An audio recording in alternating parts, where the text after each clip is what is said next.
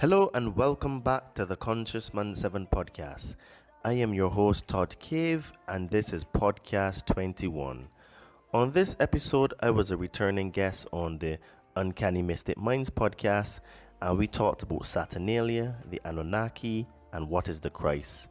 This was a very interesting conversation because most people don't know the actual roots of Christmas and that Christmas is actually a pagan holiday which comes from the festival of Saturnalia, which was a Roman pagan holiday.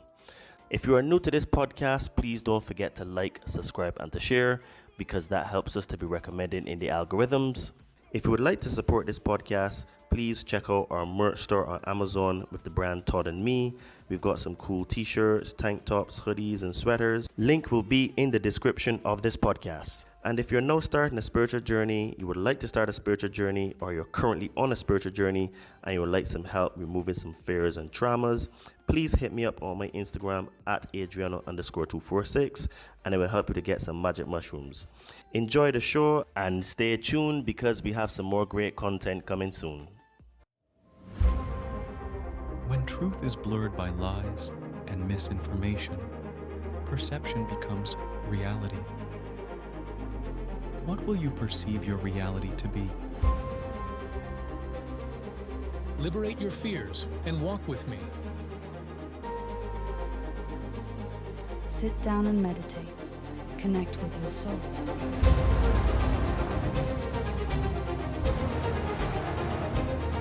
Be a monster and then learn how to control it. You got to be willing to do the work.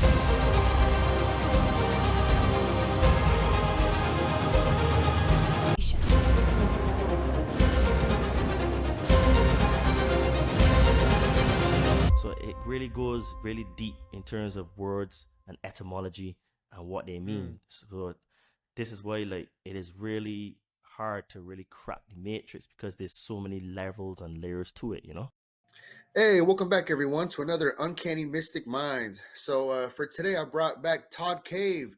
Hey, what's up, bro? How's it going, Todd?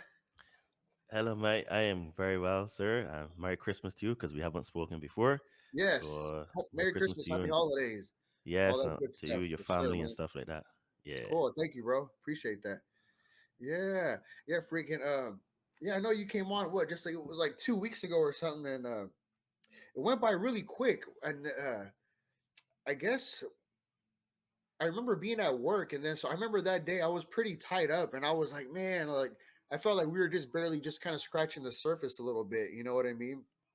So yes, it'd be nice to continue, our conversation. We were getting into Anunnaki stuff and like a lot of like history, Sumerian, Babylonian stuff. So it was like, yeah, it was pretty cool, man. Yeah. Yeah, it was, and it's a pity that we didn't have a lot of time then. But today I'm gonna give you and your listeners a really good treat and drop some bombs and some knowledge on people because the truth of the matter is that everything that we've been told is a lie.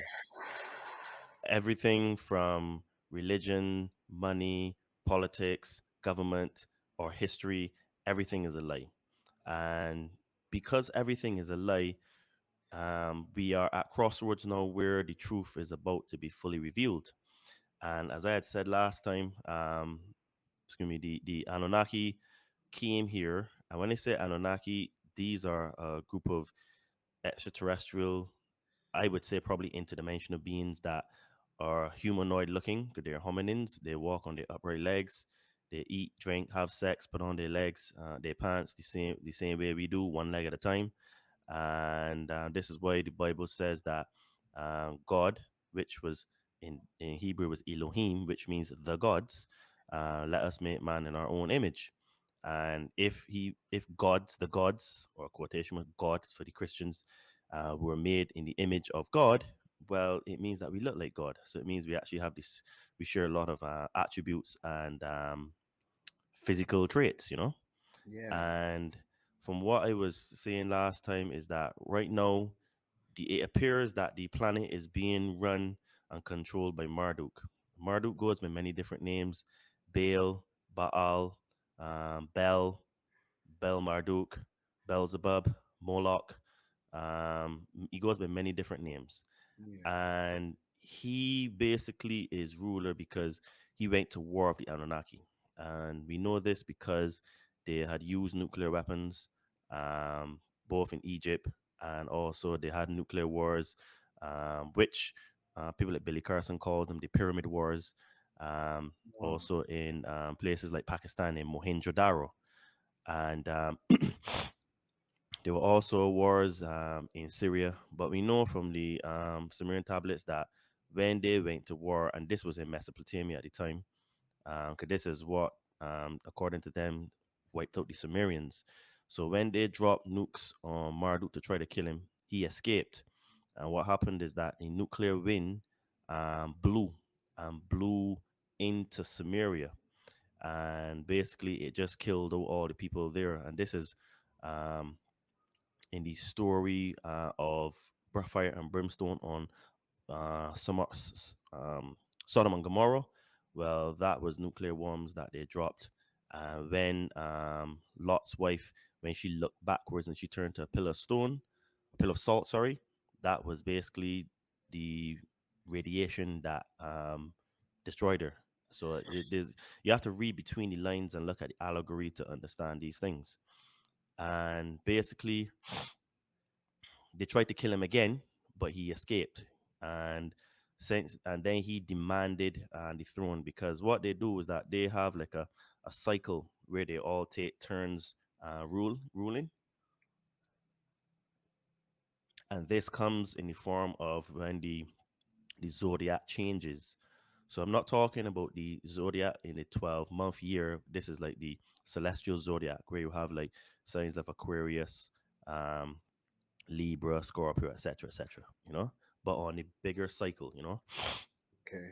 because these cycles, because the grand cycle is 25,900 years, and then that's broken into 12 houses of zodiac, which, from memory, is 2,196 years. So basically, this is why when Christ said to look for the water bearer is Aquarius, and we're entering Aquarius now.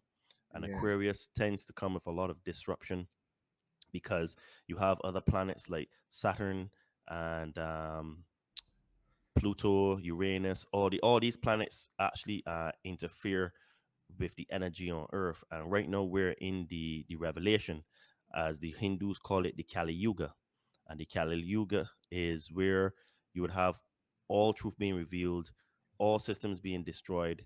And this is where we are now. This is why Christ said, look for the water bearer, because this was actually, because people will say, well, Jesus was the fish, but he was just allegory that he was speaking, because he had to cryptographically protect his words so that they would last the millennia, because this is what he spoke in parables. And even the his disciples asking him, why you speak in parables, he said to them that the information needs to be protected, because not everyone is supposed to know these things, you know.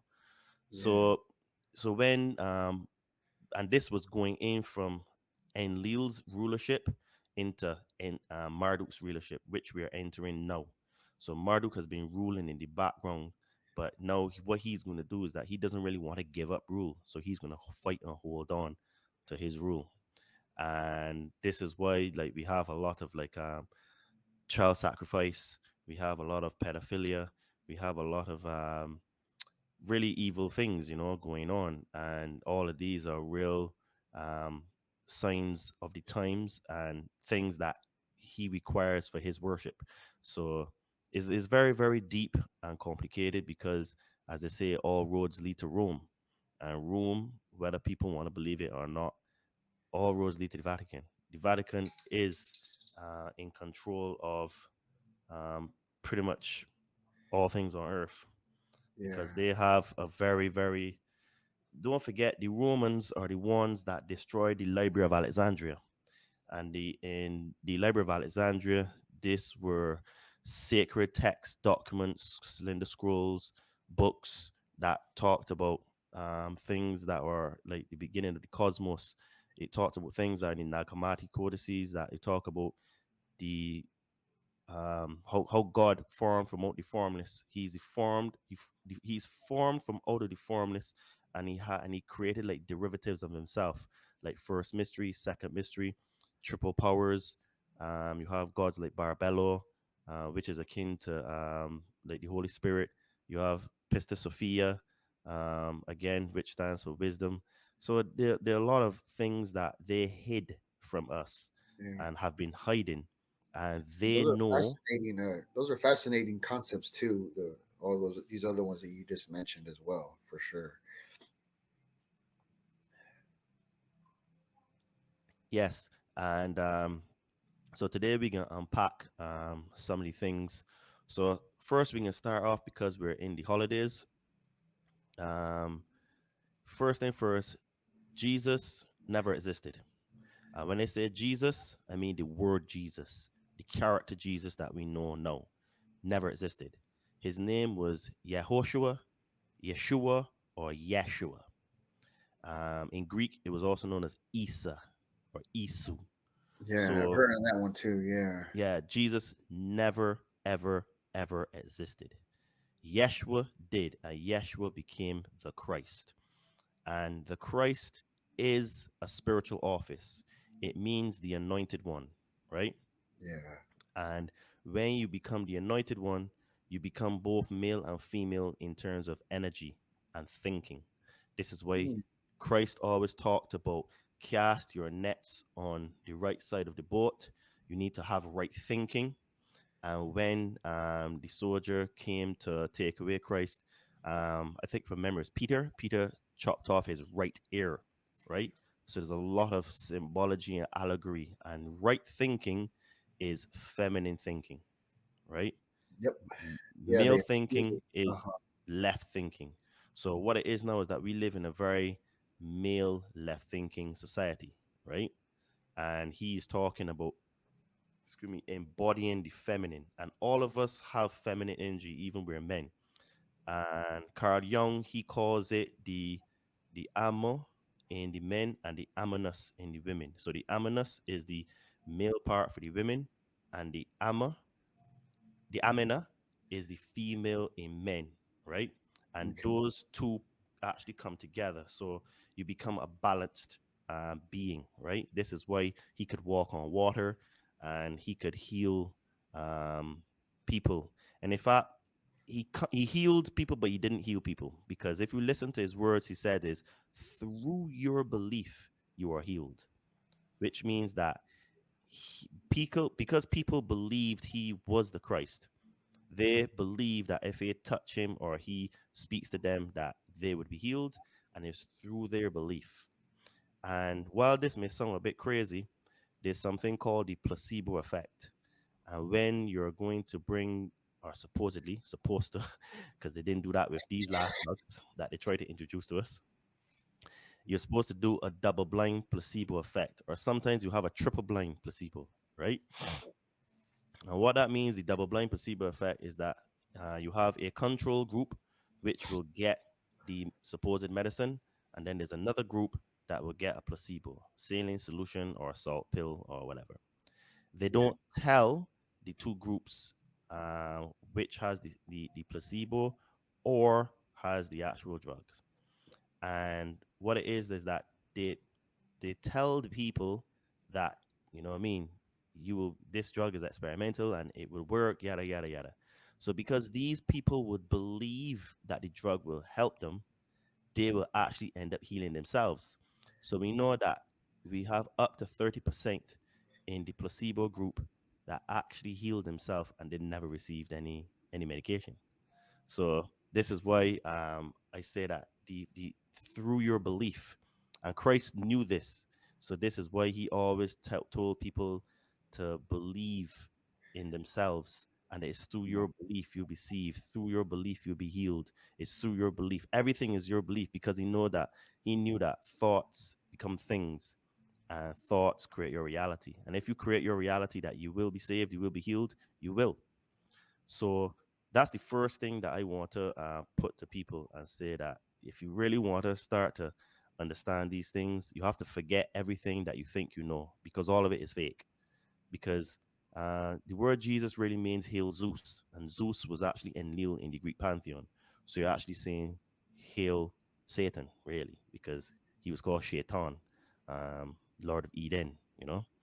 So Mhm. anyway, the next thing now is that the Bible never, ever, ever tells you when Yeshua was born. Now, if you think about it logically, where they were in the Middle East at this time of the year, it's very, very cold. It's so there's no way that people will be trotting on donkeys or a baby in a manger, which is more or less outside, bar maybe three sites because it was a for cattle or horses. I think it was stable. A baby would hardly be able to survive that kind of weather. Yeah, Then and yeah. then thirdly, The wise men aren't going to want to go. Are going to want to go over there at that place at that time of the year. You know, it's going to be hard. yeah, because they get weather like y'all in the States, right? So like think about it. You would you be traveling on a donkey hundreds and hundreds of miles to go and see someone in a manger when it's that cold? You'd be Yeah, and trying that to and that hunker down in a cave or something, you know? yeah, like in that time too, especially To like it makes it even like kind of harder in a sense. You know, it doesn't seem practical. You know. no, it's very illogical. And the next thing I'm going to drop to you today is that Christmas is not what people think it is. Christmas derived from a Roman pagan holiday called Saturnalia. And Saturnalia is a constellation, and it also is a derivative of Saturn, Satan. Now, from the Sumerian tablets, it appears that Saturn at one point in time was a sun, and it was called, I think the in Egyptian mythology, it was called the Black Sun. Yeah, And what we have on Earth with all religions is solar cult worship, right? This is why this in what they've done is that they've taken some truths and manipulated them to get for their belief system. So in English, Christ is called the Son of God, Son. But he's but what it is now is that you have a pagan holiday which starts on the 22nd and finishes on the 25th. Now, what this is the way called the crossing of the equinox, the passage of the equinox, where the sun, the moon, and earth go into alignment of like a crucifix.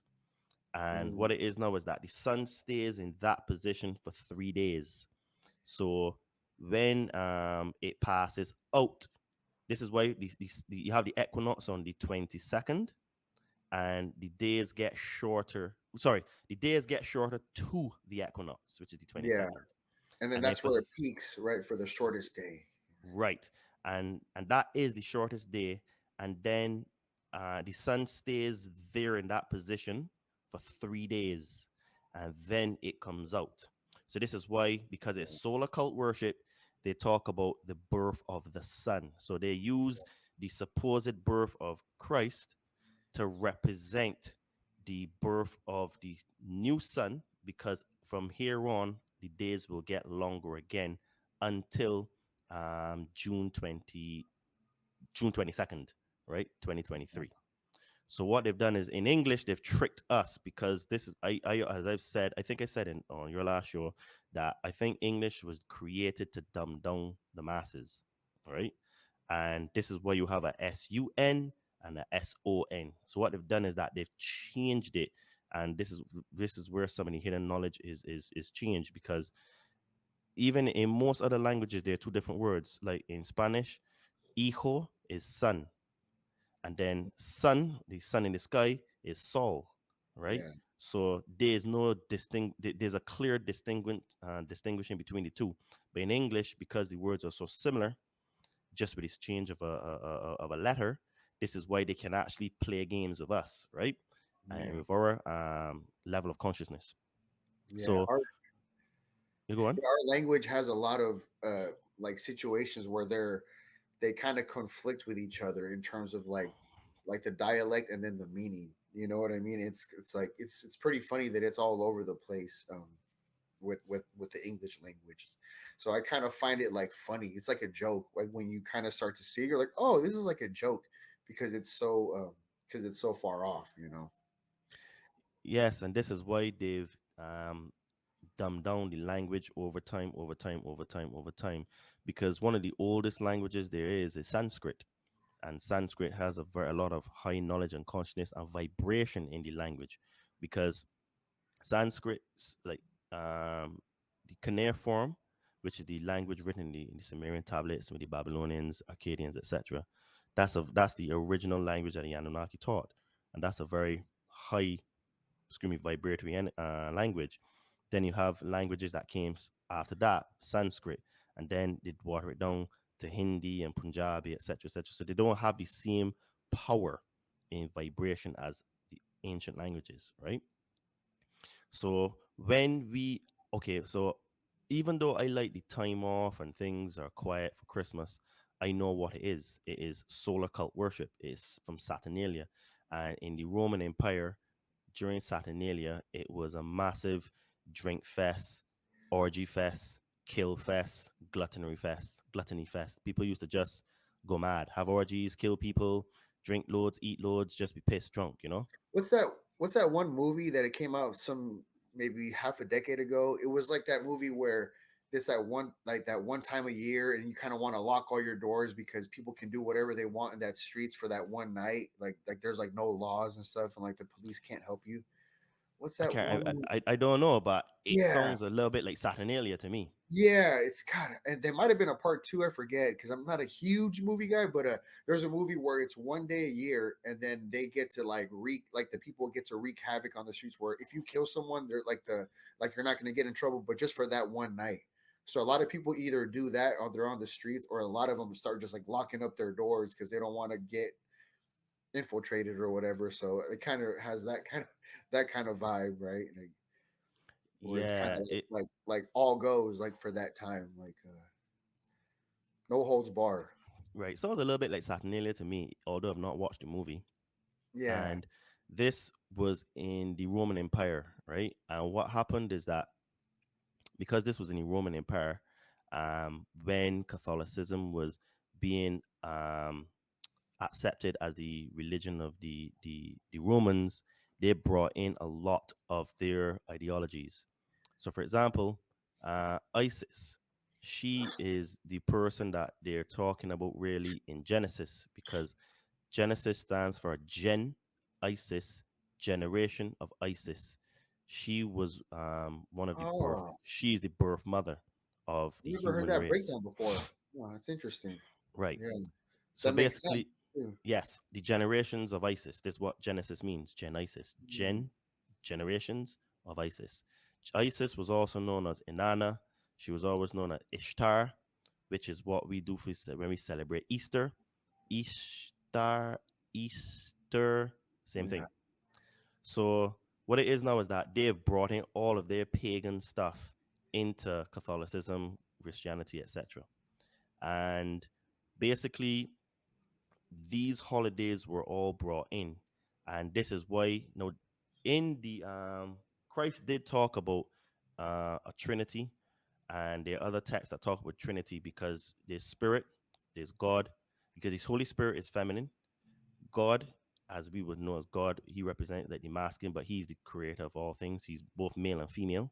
But what He did is that in order to experience the world, He created derivatives of Himself, right? And each derivative produced another derivative, and then it came to us. So this is why I said in our last show that we are all God, because we have the particle of God in us. We're a fractal containing the whole, which means we contain the same attributes as God.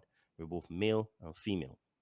So what they did is that they took the feminine aspect of the proper Trinity, because we're both mind, body, and spirit, which is another Trinity, right? So this world is made up of trinities and dualities, right? Up, down, left, right, male, female, hot, cold, black, white, dualities and trinities. So what they did is they took the trinity of what we are, we're both mind, body, and spirit, and put in their trinity, which is supposedly God that they worship, They have the Holy Mother, representing of Isis, the birth mother, right? And then you have the sun, which is us. Well, but the sun is the sun because they Right. worship the sun.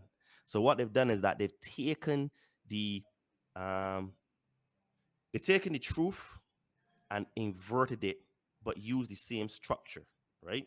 Yeah. Because this is where the 369 configuration comes from. Because as I read to you on the last show, 9 is the Father, which is God, the both male and female, the immortal, the omnipresent. Then you have 6, which is representation of man, Oh, because man, man right. has 6 protons, 6 neutrons, 6 electrons, and 3 is the base number. So what they do is that they take these sacred numbers and manipulate them to make us think that 666 is necessarily like the sign of the devil. But this actually the sign of man, which is also the devil, because as I said to you, we are our own adversary. We are our own Satans because we have the the negative part inside of us that's fighting for control to be the top dog. And Yeah. then we need to conquer ourselves. We need to know ourselves. We need to overcome those negative thoughts and energy to become the God man, which is both male and female. Then Yeah. turn It's into like that. spirit. Yeah, it's like that aspect of ourselves or the shadow, like the I guess Shadow work. yeah, this version of this type of a shadow. And then I kind of think about what you were saying earlier with the Jesus thing of like how you just said this about the shadow, and it's like you overcoming like you're your own adversary in there inside once you look deep inside enough. That's the same thing with healing. Once you figure that part out, you can heal yourself once you believe in that much. That's why Jesus was saying, like, like believe in it. And then because that's how kind of like how healing works. I noticed that healers later on end up finding out that like they're not doing it to them, they're just facilitating their healing. Like the people who are in the healing session, it only goes as far as they want to go, or some of them don't believe it at all, some of them do, and then so like it only goes as far as they want it to. And you know, yeah, so I guess it goes both ways. I definitely see it for healing and for the opposite, Yes, definitely. Because even when you read books like um, the life and teaching of the elders of the Far East, no, the life and teaching of the masters of the Far East, they tell you the same thing because they are Christ as well. There are many Christs, Was right? that Yogananda? Was that the Yogananda book, or is that a different book? That's a different book. That's an Okay. amazing book. It was collated between 1890 and 1920 by some Western scientists that went to Tibet, parts of China, India, in the Himalayas, and they recorded what they saw. And these masters were basically Christ. They were walking on water, they were healing the dead, they were manifesting things from their hands, they were walking to rooms, and rooms would just light up. They would just Wow. manifest tables and chairs and food, and when you're finished, they would just disappear. Yeah, Oh, awesome, like awesome book. that. Yeah, Wow. awesome, Wow. awesome book. And this is true stuff because Wow. it was just data that they collected and everything they saw they wrote, you know. I didn't hear about the manifest, like the like making something just like kind of out of thin air type of thing. Like, wow, that's crazy, dude. Like, Oh yeah, that's levels. wow. When you read the Saint Germain book series, the I Am Discourse, the Magic Presence, Undisclosed, Untold Mysteries, you these are things that happened, you know, Yeah. as well. I heard about like stories of like maybe like some of these guys would do they could put like prints, like their prints in the earth. You know what I mean? Like uh kind of like their own prints on the earth that would just last there. Like I heard about that. Like they could put prints on rocks and things like that, and like manipulate rock structures. Yeah, I never heard about the making things pop out of thin air. That's pretty wild, man. That's cool. Oh yeah, well when you watch not watch when you listen to sorry, when you read that book, um they manifest money out their hands like just like that. They can leave their body in status and go and come back, you know. They can teleport. They can walk in water. They can like withstand super duper cold weather, super duper hot weather. because they have conquered the ego inside of them, and what that does is that becomes allows you to become both male and female, so you actually transcend the body, you know. Mm. And this is what like a lot of people don't understand, that we all are God.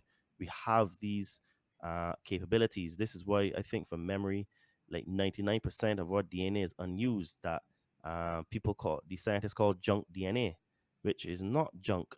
It is actually DNA that is been untapped, which stops us from being Yeah, um, it's more the God dormant. man. Pardon? Yeah, it's more like it's more like dormant, kind of like hibernating or something, right? Dormant, yeah, just sleeping. Yeah. Yeah, Yeah, it's like I think about yeah, like yeah. You with know what I those mean? guys, So like with those masters, like I feel like they like a lot of people they're either like kind of like afraid of their ego, or if they're not afraid, like it kind of like rules their life, kind of like as if it's their master type of thing. But I think those guys that you mentioned who have kind of transcended a lot of that is they they know that the ego works for them instead, kind of like a waiter or something, or like a butler, you know what I mean, like, and then so they get, that's how I guess that's how they're able to manifest all these things like that, because they really know and believe that the ego serves them, kind of not the other way around, you know. the ego has its role, but what happens is that you must be able to overcome it. So when you are in a life threatening situation, your ego would kick in order to put the adrenaline and the necessary hormones that you need in order to cortisol, in order to be able to run faster, be a little bit stronger, and to get away from danger. Right? The ego controls that part of the body. Now, because the rulers of the world, the Anunnaki and their cohorts, they know this because they've been studying humans for hundreds of thousands of years. They know that if they keep humans in that state, one, it will weaken our body. Two, we won't be able to think straight. And three, we are easily manipulated, right? Yeah, So this is why yeah. the media, the food, the what they teach us in schools, the government, all project negative energy to keep us in that state, is the fight or flight state, right? Yeah. And all the body is doing is producing all these cortisol and adrenaline, which would be useful if you were to go and have to fight a wild animal to save your family, right? Or like Because in we, spurts, or yeah, yeah, like in spurts, because but if you just do, instead of spurts like here and there, like, you know, but if it's like a prolonged version of that, it's gonna mess up your central nervous system, or like correct. you'll be sick all the time or something like that, like whether like physically sick, or like a type of mental sick, or like I don't know, like we're like it'll kind of mess with your head, how you said too, you know what I mean, like you won't be able to think straight, you know. Exactly. And this is what these jabs do. These jabs cause the body to be stressed all the time, right? And to be producing things that would be to fight off an intruder, which, as you said rightly, is only for a time. But if your body's constantly under stress, it means then you won't be able to perform properly. You will have lots of issues because the body will break down because it's not designed to take that kind of stress, right? Yeah. So, getting back to what I was saying about religion and the Trinity and the dualities, what it is now is that they took the existence of a trinity of what we are made of, right, and distorted it to for their favor, because what it is now is that um, the Romans got their knowledge from the Egyptians, and the Egyptians got theirs from um, the was it the Greeks? Yes. So the Greeks and the Egyptians, they actually like took all of this came from Sumer, Samaria, Mesopotamia. So all of this information now has been sort of like diluted, inverted, changed, stored away. Because when Thoth set up the mystery schools in Egypt, which would have been, well, we think that in actual fact, Egypt is at least maybe 14,000 years old, at least 12,800, I should say. because we have weathering on the walls at the base of the pyramids. Weathering is from water, and this coincides with when we had the ice age. So the pyramids would have been existing before the last ice age, because we know that after the last ice age happened, last ice age happened, we had massive amounts of water, and you see the weathering on the stones from when they date it back coincides with there. So what it is now is that this knowledge is very old knowledge, and Thoth set up mystery schools to protect the information from the masses, because he knew that this information could be used for both good and bad. And what's Mm. happened is that Freemasonry came from these old mystery schools. But what happened is that Freemasonry was infiltrated, and basically a lot of stuff removed, swept under the rug, or just hidden, right? And this is why people, they don't know until the 33 and third degree, that they're worshiping Lucifer. Lucifer, which is, as I said before, just really means the star of the morning, which, because Venus is a representation of Lucifer, because the word Lucifer was translated from phosphorus. Phosphorus was ancient Greek, which was Venus. So sometimes when people use the word Lucifer, I tend to think that maybe it's a feminine and not even a masculine, because Venus is feminine, right? Venus Yeah. represents the feminine, some feminine energy, Yeah. So it's very deep, and this is why that is very convoluted, and it takes a very long time to understand a lot of these things. And sometimes there's some, even myself, and I've read tons of this information, where I had to sit back and like go through it, because at one point in time I used to think that maybe, okay, Satan, which means adversary, but for the most part in the Bible, Satan was Enlil. Enlil was really Jehovah, Yahweh.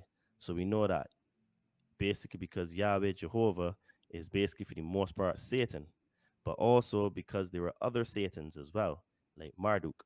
Marduk was, excuse me, Baal, right? He was the one, he was the chief god in Babylon. So he also was a Satan. And then because Enki is represented by Neptune, I used to think, okay, well, he can't really be Lucifer. But I was thinking, but Lucifer is supposed to be the god of this world, and Satan is supposed to be the prince of this world. So it gets really complicated when you really dig into it. But where I am now, I think that basically um, there is a god of this world, which is spoken about by Paul in, I think it is 2 Corinthians 4. I can't remember off the top of my head, but I can get it for you if you want. But he said the God of this world has blinded the eyes of man, so that they can't see the gospel, which is the good news of Christ, right? So Mm. the God of this world, and the God is written in small g, right? And when Uh, you look at the Hebrew, it's a completely different word from what God would be. So we know that in this particular case, that is Satan. And in this case, I lean more towards saying that that was Enlil at the time, right? mm. Because the Bible was in Enlil's reign, where he was the chief, the chief god. So there's a lot of books that you need to read, and this is why religion is so convoluted and complicated, because Christianity, for the most part, is made up of a combination of books. You have things like the Mahabharata, you have the Tibetan book, you have the Egyptian Book of the Dead, the Tibetan Book of the Dead. You have also some stuff in the Emerald Tablets of Thoth, because Thoth said that he was the Son of Man, right? He never said he was Son of God, and Christ never said he was the Son of God. He always said he was the Son of Man. And if you Oh. think about it, if you listen to this, Christ went to Egypt to learn stuff in the mystery schools. And if Thoth, the Atlantean, built the Great Pyramids of Giza, because we know this from the Emerald Tablets. In the Emerald Tablets, which were found in Teotihuacan, Mexico, in, I think, from memory, 1922 or 24, one of those years. These tablets are made of an alchemic material that is not found on Earth, is not in our periodic table. It's from a different world. And because it's an alchemic product, it was made mixing using alchemy, different metals, different materials. It was found in And Mexico. absolutely, this is Oh, how we know. This is wow. how we know that Thoth the Atlantean was the builder of the pyramids in Teotihuacan. And for that part, I Wow. would push the boat out to say the entire world, because they're of the exact same construction, right? Yeah. And they're all lining up to the Orion star cluster, Teotihuacan, Egypt, and the pyramids in China, right? They all Mm. line up to Yeah, this because Orion they all have belt. kind of like the same kind of blueprint in a way, even though they're a little bit different, but Absolutely. something about the blueprint is like the same. Fuck. Yeah, man. For me, it's like the vibration of when I hear certain names, like they just like really stick out to me. Like it's like if whether it's good or bad or just so that it's intense or like a lot. One of them, when I hear the name of Marduk, that really sticks out to me a lot. Like he like there's like humongous influence there, and then also with Thoth and all the aliases of his. Those are two Marduk names was a that really stick Mar- out for me. Marduk was a psychopath. Well, Marduk is a psychopath. Yeah. He's all evil. There's nothing good about him. But Thoth, no, he was the great builder. And then I read the Emerald Tablets about 6 times. And he says that for you to unlock all the knowledge in that book, you need to read it 100 times, right? Mm, And he says, I, Thoth the Atlantean, great builder of the pyramids in the land of Cam. And Cam is present day Egypt, right? And Cam is where you get chemistry, alchemy, algebra, you know? mm. So all of this came out of the land of Cam, you know? It's like And this is Kemet. That's like Kemet, right? Uh-huh. correct. So, and all of this knowledge came from Thoth. He was the teacher of the great mysteries, right? So, this is why he said that even the Bible has in stuff of the Emerald tablets, because Christ said that he's the Son of Man. But if he went to Egypt to learn stuff, and Thoth was the person who set up Egypt, and he used to say he's the Son of Man, well, it's not that Christ came up with that first. He would have had to have gotten it from Thoth, you know, through the Yeah. mystery schools, through the teaching. So Yeah. this is why like the Bible is sometimes so convoluted. And I think even like the Proverbs, not only Proverbs, the Psalms. The Psalms, I think, come from the Upanishads, which is other Hindu texts. You know, there's so much combination of books in this one book. So this Wow. is why when people read the Bible, they can get very confused and they don't understand that there are many gods in the Bible, right? Yeah. And this is why like religion steers you away, because religion was supposed to be a way to teach you to connect to, excuse me, to source, to God, to the universal consciousness, whatever word you want to use.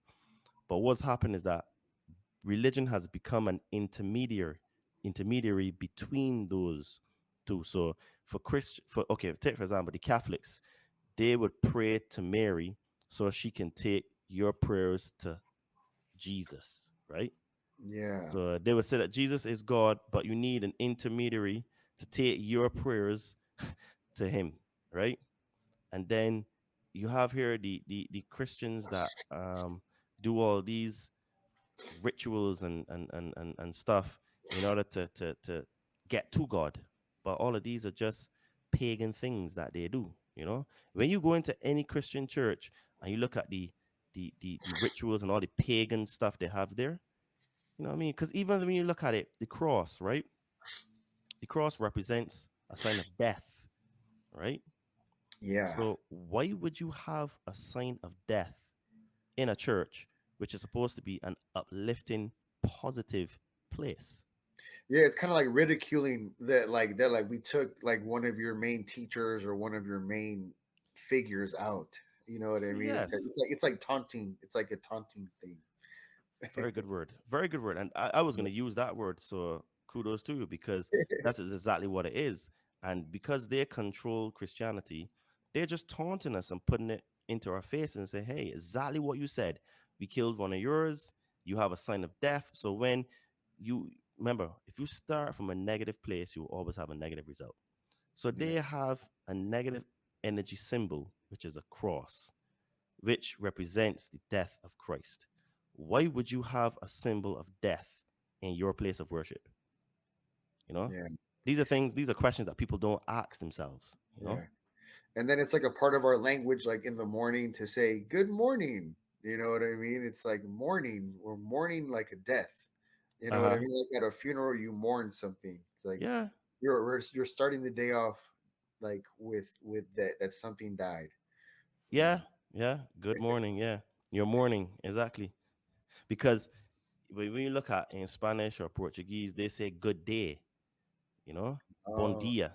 Bon yeah, dia is yeah. Portuguese, so good day. Buenos dias. Buenos Buenos dias. dias. Yep. Good Yeah. days. Or buen dia, you know, good day. So you're right. You know, the English language has definitely been created to shackle our minds and dumb down our consciousness, you know? And this is why, like, this time of the year, it is so powerful for the occult, right? Because they're celebrating their god being birthed, right? Because it's soul occult worship. They worship from what I see, it looks like they worship Saturn, and Mm. Saturn um is, I think from memory, the sixth planet as well. So what it is now is that the Saturn's energy it appears that it goes to like the moon, and the moon transfers the energy to Earth, because what we live in is a false matrix, because the moon casts false light onto the Earth. It's not really real light, right? And it also seems to be hollow, and it also seems to be either a Death Star that blew up, or a spaceship that has been put there, but the moon is not what they say it is, and it seems to be hollow, and that is why we've never seen the dark side of the moon, because Yeah. apparently they have extraterrestrials that are living on the other side of the dark side of the moon. Because if you look at the moon is always the same. It never changes. When they say changes, the face of the moon never changes, right? Yeah. Yeah. It's like always hiding. It's like always hiding in a sense, you know, Yeah, or yeah, yeah. yeah. Yeah, and then I heard, yeah, like how you said hollow, like it pings, like you know, if you hit it, supposedly pings, and then Hmm. it could be, yeah, it could be like a place for what do you call that? Like how like hangars, like how there's different hangars for Hmm. different Hmm. like ships, kind of like that. Like has a bunch of different hangars in a sense for a bunch of different maybe fleets or something like that. There's information that hints that it could be where the soul regenerator is, where when we die physically, our souls, because what's supposed to happen is that when you die, you're supposed to go to a higher plane. But it appears that the Anunnaki have tampered with the matrix and installed supposedly on the moon like a place that would collect your souls and shoot them back to Earth, so that you are reincarnated here, so that they can keep this cycle going. And when you Mm, come back in, your memory is wiped. So you keep reincarnating, right? And this is what gives them their power. So there's some stuff out there that indicates that possibility. I don't know. I've never been to the moon, but I'm just throwing out there to say that there's a yeah, lot more that we don't know, understand, or think about these planets and what's really going on in the world. This is why we are just like a lost people. Because if you look at okay, we have evolved to a very high level, yes, but we're still actually very stupid, because what our ancients that are supposed to be very simple, but they were very advanced spiritually and technologically, right? But we mhm, know we have a lot of technological advancements that's made our lives easier, but we're actually stupid, more stupid, right? yeah, Well, I remember when I was a kid, I was really, really good at mental arithmetic, like really good. When I started to go to secondary school, that ability I had for mental arithmetic, it got less and less, you know? There's some people that don't even know how to read an a clock with hands. This is mad. Like, Yeah. you know, what I mean? You're looking at it and they don't even know that it's 4 o'clock or quarter past four, etc., etc. Especially once the damn cell phones came out, because then kids, instead of doing how before, like we used to do, like I remember like in elementary school there was like a game where it's called like around the world, and you practice multiplication, and you try to beat everybody around the desk and go around the world. Like you would have to do Mm, math, like multiplication, like quickly, or division mm-hmm, or whatever. And now it's like, no, I'm just gonna type my way through this one. Like there's like you don't want to think no more, and it's the same uh like type of no thinking that we do, like when we watch TV and get into those different brain waves. You know what I mean? It's like that. You just don't want to think like, all right, I'm taking a break from thinking. So that kind of happened a lot. As time went on recently, for sure. it's true. It's true. And this is all by design, right? Because it appears like they've been waiting for this moment forever. Because when you watch the movies, there's a lot of truth in these movies, like a lot of truth. Like this past week past week, I've been watching some movies. I watched Eternals, Doctor Strange, both of them. I watched what's the other one called? Justice League, and I watched Thor, Thor Ragnarok, right? Uh-huh. And what I see is that these people are blatantly telling us our hidden history with obviously some story, some fluff in it, right? But it was interesting how the Eternals movie had two characters that are in the Sumerian tablets, specifically the Epic of Gilgamesh. And the Epic of Gilgamesh, you have Gilgamesh, who is 2/3 God, because I think his mother was a god and his father was a half god. So I think he's 2/3. And then you had a clone, which was called Enkidu. And No. Enkidu and Gilgamesh were in the Eternals. And in Eternals, these people were gods. You had Icarus, you had Athena. She came into the Greek pantheon. She's goddess of war, you know? So, and then when you look at what they're doing, they are manifesting weapons from their hands, right? Remember, I was telling you early in the conversation that these masters could manifest gold or money from their hands. So what it is now is that when you have the discernment to look at these movies, you can actually see these people are telling us the truth, but they mix truths together, right? Because it can't be just all from one source. So you Yeah. have stuff brought in from the Greeks, stuff brought in from Mesopotamia, stuff brought in from other sources, maybe from the Mahabharata, the Hindu culture, etc. Right? Hmm. Uh-huh. And what they're showing us is that in our true form, we can do the exact same things. Yeah. That is what these movies are telling me. Yeah, like And they're getting it from somewhere. Like there was somewhere, some, like it's not just completely out of thin air. Like even if they want to make us think like that, but there's just no way. Like you know what I mean? Like it was inspired off of something. You know what I mean? And so correct. And what they are also telling us is that there are aliens in the world. Think about it. You have all of these foreign bodies that come in to take over this place or that place. It shows you that there are other aliens. Because in actual fact, I think that we humans are the aliens to this planet. We're not from here, right? We're not inertly from here. We're from other places like the Pleiades, Orions, Zeta Reticulus, Zeta Reticulus. You know what I mean? Sirius. We're from all, like, for example, the Dogon tribe in Mali, they knew about Sirius before we knew about Sirius.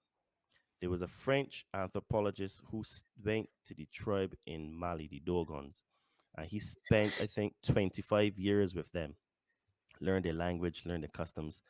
and they told him that after the flood, or just before the flood was about to happen, a serpent god took them underground and saved them. And when after the flood went, he taught them. Now, there's something also as well, and they told the anthropologists about Sirius. There's also some other things that that came out recent. When I say recently, within the last, I think 20 years, there's something called Adenkra codes. Adenkra codes are Mm. self-correcting codes of the universe. It's sacred geometry, Okay, I've and never heard of that. Yeah. yeah, Adenkra codes are actually come from the Dogon. They have it on like their clothes and stuff, like these symbols. And Adenkra codes are the language that is used to write websites and computers. The Mm. programming, the programs, they're self-correcting programs. I mean, codes. So you have, I think these were discovered by a black scientist in the United States. I think maybe in the 80s or something like that. Uh-huh. I can't remember off the top of my head because I only flashed over it quickly. But yeah, he discovered these codes, and this is what all of our stuff is written on Python, C++, everything. All these coding it comes out of these Adenko codes. So what I'm trying to say is that there's stuff that is so old that we just don't know about. The Aborigines in Australia, they say that they were seeded there by the Palladians, right? Mm. The Hopi talk about the ant people, which I would attribute to be the Anunnaki, that Yeah. they were taken underground after the flood. So Mm. I say all of that to say is that these ancient tribes tell us that we are not from this earth. Yeah, they affiliate themselves with different like star clusters or whatever, right? Yeah. It's a Absolutely. trip. Like I've learned about like through my family like and stuff like that. I've learned like I guess like archetype structures and stuff like that. And But one thing that uh that kind of has stuck with me a bit, and just something that I feel inside, like an internal thing that I resonate with, that and for me, and I know, and I'm pretty sure, well, I'm pretty damn sure my brother too. For some reason, I feel like me and him have these ties to like Orion a lot. I just really feel that. And then it's funny too because whenever I go outside, like a lot of the time, the first thing that I see, no matter what, is Orion. Like I always go there first. Like there's something that yeah, like I feel like God. I'm not sure exactly what. Like I can't really say like like I can't officially claim anything like that. I'm not gonna do that, but I feel like I definitely resonate with something with that for sure. Yeah, and so that's one thing that I have. Yeah, it is. Look, all of us come from, and this is the thing. What I have come to realize is that one of the reasons why we have different shades of skin is because the Anunnaki, those from heaven to earth came, which is just the sky, because they came in spaceships, they were all different colors as well. Because Mm. we know that the Anunnaki were made up of Palladians. We know that they had some reptilians in there because I think there's a star system called Repta. Hmm. Then they had um, Syrians, which from some Sirius. They had all these different stars, planets that they made up. And they, as I said earlier, that when the gods made man, they made us in their own image. So what would happen is that if the reason why we have different color skins is because they had different color skins as well, right? And what they've done is that they've used those shades and those different colors to cause us to um, be terrible to each other, right? So they use it as a means of separation. And this is why Thoth said, beware of the dark brothers, because they move in angles and corners. And angles and corners will be box thinking. So you put yourself in the box. So if you say, Oh, that's yeah, what that meant.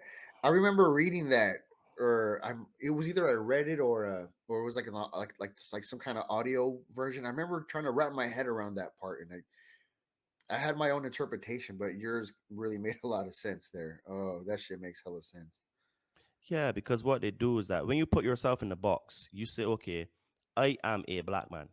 So what you are is you're gonna put yourself in that box, identify with all the things that are supposed to be a black man's um life, and you're gonna have a black man's experience, right? Then you can go and put yourself in another box. I'm black and homosexual, for example. I'm not, but I'm just saying. So then Yeah. now you're gonna have a black homosexual's experience. Then you can go and put yourself in another box and say that you're, I don't know, a Wolftarian, because so you're a black gay Wolftarian.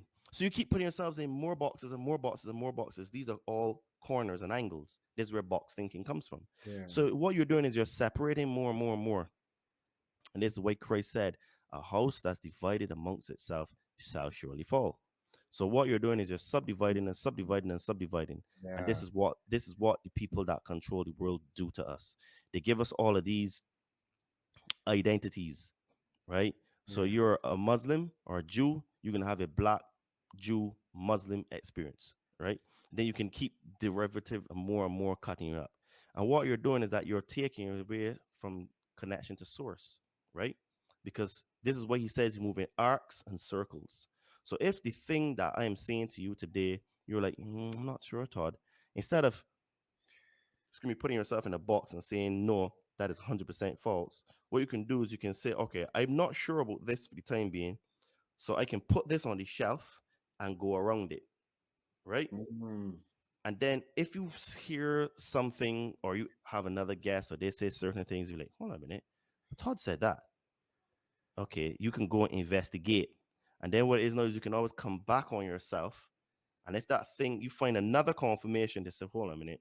So this is three different sources saying the same thing, just very, very slightly different.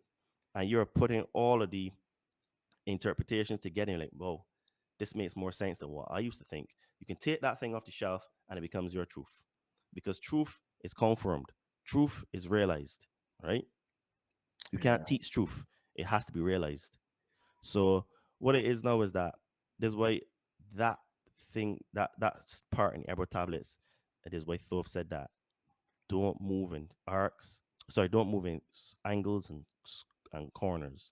You move Yeah. in arcs and circles. That makes sense too with like that old saying, like that phrase of like that you want to think outside the box. You know what I mean? Because that's like where like if you want to be creative or if you want to, kind of get something good done like that in a creative fashion, it's like you want to think outside the box. You don't want to be a rigid copycat or just go with whatever the typical thing is. And then with the circle, I think about like an orb, right? Like, you know, imagine that there's like an angelic force or spirit, right? That can manifest itself like an orb. Even though it's in that orb, it's inside of that, it has all the essence of the light, even though it's like in a circle. So then in the circle is how you have the like that wholeness. And then think about like a hole, like like a black hole, it's like a little circle, so the wholeness is like in the hole in the circle. You know what I mean? So Yeah, it is, and this is why I say to people that we we really don't know much, and everything we've been told is a lie. Even look at that nursery rhyme. They hide truth in plain sight, and they say, "Row, row, row your boat gently down the stream. Merrily, merrily, merrily, merrily, life is but a dream." And I'll be honest with you, right? That makes so much sense. Life is really just a dream because what's been happening to me of recent is that I'm starting to realize that the dream world is the actual real world. And where mm, we are in our wakened state, waken, we actually is actually when we're sleeping because mm, nothing here makes sense. Everything dies, everything has a shelf life. But when you start to connect in the dream world, and this is actually what they were talking about in the Eternals movie, no, Doctor Strange, that you have the dream world, and the dream world is where you can connect into the multiverse. And when you connect into the multiverse, you actually can go into the different levels of consciousness and see yourself. This is Mm. why in the beginning of the Doctor Strange movie, there was a Doctor Strange from a different dimension that was Right. dead on the top of a building. And he Yeah, he buried, had like a different hairstyle and shit like that, right? But it was correct, still him or it was something, still right? him. Yeah. And this is how we are. We are existing in different levels of consciousness called the multiverse. And this is why I say that they hide a lot of truth in the movies. And what's been happening to me, because I've gone through a transmutationary process where um, I'm starting to connect more and more to my higher self, but through dreams now. I'm showing stuff. I'm receiving information. Sometimes I can receive downloads in the form of like energy, but while I'm in this waking state, and a lot of times now it happens in the dreams, because I remember about 18 months ago, yeah, about 18 or 20 months ago, I remember I went to bed at night, and this I remember this specifically because I think it was a Wednesday night, because I remember I didn't train that day, and I don't train on Wednesdays. And that dream, I was in a shootout, and I would tell you Oh, something, dude. You don't know. You don't. I don't think most of us know what it's like to be in a shootout. But I will never forget. I was behind like a pillar, a big, massive column, and these will have to be at least like 50 cal bullets, ripping the column apart, and it was wow. so vivid. It was bang, bang, bang. And when you hearing, I was good as well, because uh, I was counting their bullets. So when they're gonna reload, that's when they will move and then try to take fire at them. And I was also in physical fights. This is in my dreams. Wow. When I got up in the morning, my body was absolutely sore, in pain. I didn't train that day, right? It was surreal. So Wow. yeah, I've never actually shared that publicly before, but that is the type of like levels that we can access. And this is why in the Doctor Strange movies, when you die when you're in the dream world, you die in real life, because they're connected. Yeah. So I'll be honest with you, right?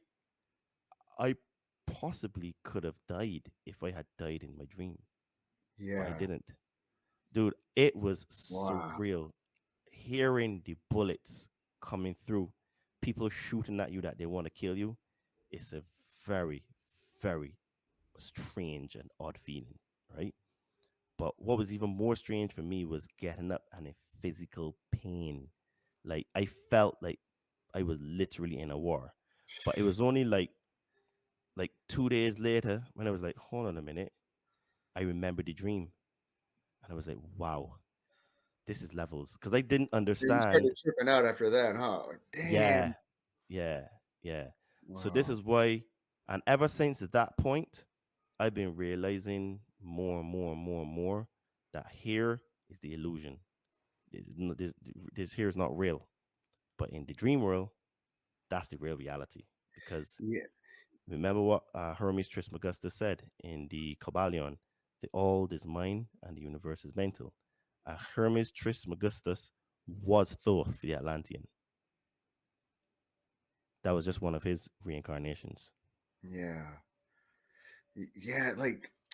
It's like this world, like this life or whatever, like this dream, right? It's like if you think about it, it's like an instant, it's like a snap compared to like the eternal, or like once you get cosmic, and then it seems like the dream worlds that we can go inside to, that's like where you'll have access, like, to like the cosmic world, where like the multiverse stuff, you know what I mean? And then Like it's yeah. So like this is more like like the play one. So it's like it kind of makes you think sometimes of like okay, like maybe when you wake up in the morning, you want to just kind of be grateful and not take things too seriously and make sure you still enjoy it because it's like it's gonna be so fast. And then like in But theory, yeah, compared to what other stuff could be like, it's like probably like a snap of a finger.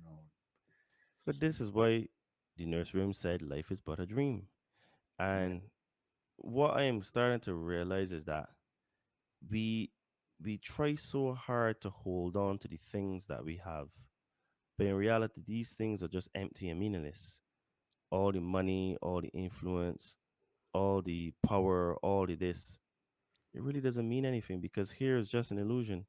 You can't take these things with you to the next realm of consciousness, right? yeah. Because Another in thing, the like yeah, go. I'm sorry. Yeah, because in the next realm, you're looking to connect to source, right? Because when you when you connect to source is when you go into the fifth dimension, you realize, hold on a minute, wow. So all the things that I went through were just to try to refine me and perfect me to get to this state. Because at the fifth level of consciousness, things like money, religion, government, those things are gone. They yeah, they're just gone by the wayside, right? And what they're trying to make us do is to hold on to these things, but these things are what hold us back, you know? yeah, So it's a matter of getting rid of your attachments, like Krishna told Arjuna in the Bhagavad Gita. You need to be able to look at the lump of gold the same way you look at a stone, a normal rock. You yeah, need to be able to throw away that piece of gold because if not, it would cause you to condemn yourself and stay here, through attachments, yeah. It's So there's a like lot of to stuff be we need to learn. yeah. It's like to be able to do away with it if and when need be. And then for right now, I'm playing the game here because I know there's like you know, like uh like I gotta have a computer, in order or a laptop so we could talk and stuff like that. But like I'm still playing I'm playing the game, but I'm ready, and then especially like inside, like I'm preparing myself to be able to do away with whatever or something like that. Yeah, it's funny too. Like when I think about that song of the row row row your boat, right? It's like so like we're on a boat, and then it's like you're guiding your way through water. Like you have to work in order to like kind of guide your way through the water, and then how do you do that? You go with the flow. So there's like a thing of like you got to go with the flow in this dream, because that's what I like something that kind of keeps coming back to me. It's like sometimes I try to control too many things in my life, or like I try to, and then later on I'm like, no, like you have to like it's like there's a co-operation, you know what I mean, like like a pilot and a co-pilot, like there's a like so like there's a cooperation that needs to happen, and that's like going with the flow. And then that I guess sometimes it like as sometimes I think, well, it's like what's that word in a relationship when you compromise, but it's actually not really a compromise once you swallow the whole pill and like go 360 with it. But sometimes it could feel like you're compromising, but it's just be willing to be flexible, to go with the flow. Well, yeah, this is the thing, right? And I'm trying my best to go with the flow now and not be so rigid on things. And it's tough because we try to control everything in our lives, and like you rightly said, you can't actually control everything in your life. It's impossible. And this is why, like, we need to be able to get out of the way, right? And most of the time we are in the way of ourselves, which is what causes us to not live the life that we want, not to be where we want in life. All of it is because we tend to be in the way of ourselves. And this is where letting go and just trusting the universe, because I've heard so many stories of people that have traveled almost the entire planet and had little or no money. And I heard a story of one guy that he left Australia and he returned back to Australia with the exact same money that he had in his pocket. and he traveled pretty much the entire planet, right? And I asked myself, but how is that possible? And it is only possible if you actually let go of your attachments to what you think things will be, how things should be. Yeah. And then what you do is that you just let the universe guide you and point to you. Yeah. And once you do that, you tend to get a lot more I don't want to say success, but you achieve more. You grow as a person because you realize that, when they say trust the process, this is what you're doing. Trust the universe, this is what you're doing. Because it Yeah. always takes care of you. Once the universe likes people that are brave, and take risk. And it Yeah. always rewards those people. It's like a way to maximize your life, I guess, because it's like in the end, like we still won't get shunned for trying our best, but there's a I guess there's basically a difference of someone who tried their best who didn't reap as much rewards as they could, and then there's someone who was a bit brave and took a bit of a risk on themselves and the universe. And I guess that's like a trust thing, right? That's like a trust thing. And then so I guess the universe rewards you when you have that type of trust. you know. I'm still working on it because I end up doing this shit to myself where after I get momentum going, I I end up doing this like kind of a self-sabotaging thing to myself, which is like ingrained in me from like a childhood or something like that. And then like I'm still working through it, you know what I mean? So but the thing is at least I know, and then so at least I'm on the path of working on it and like of changing that stuff. You know what I mean? Because at least I'm aware of it and I'm freaking doing what I can with it. So I'll take that at least. But that's the thing. All of us self sabotage in some form. All of us. There's no human being on earth that does not self sabotage, right? The only way we will stop self sabotaging is when we go to like the fifth dimension and we ascend, right? But until then, we're just gonna have to um, take the knockdowns and just keep getting back up again. That's all we can do. And I know that is hard because when you try to walk this path, trying to be Christ-like, it's not a popular message. It's not something that the masses want to hear. In fact, you're hated when you try to talk like this because Christ said, "I did nothing, and they still killed me." Imagine what they're gonna do to you, Yeah. right? Yeah, And here he was, here we get shunned. Here we get shunned, or like they're kind of just like either like laughing at us, or they just don't take it seriously, or some people just don't like us, and then, so that's why we have to find each other here, like us weird people, if you want to call us weirdos or whatever you want to call us, but like we have to find each other out here because we are out here as well, but we're kind of like the underdogs. You know what I mean? true, Yeah. true. So there's a lot of stuff that we need to go through, and this is why, like, I always tell people that you need to forget everything that you think you know. You need to forget about religion because religion comes from the word religare, which means to hold and to bind, which is why it holds and binds the minds of its followers, What? right? I'm sorry. What language is that? Religare? What is that? Is that Latin. okay? It sounded Latin. I just never Yeah. heard of that. Sheesh. Yeah. So this is the thing is, right? To a lot of the stuff that is out there comes through the etymology of the words, the roots, where they come from, which is why I said to you in the beginning about the son of man. They changed it to the sun, sun, but then made the swap with the son through Jesus, who was never existed, right? So they took Yeshua, turned him into the son, right? But not that he's this, not the correct son as the son of man, but Caiaphas, the high priest, is in the Bible when he said that what it is for, how do you remember that? One man will have to give his life in order to save the nation, which is the Jews. And he also said that they will create a religion out of this guy.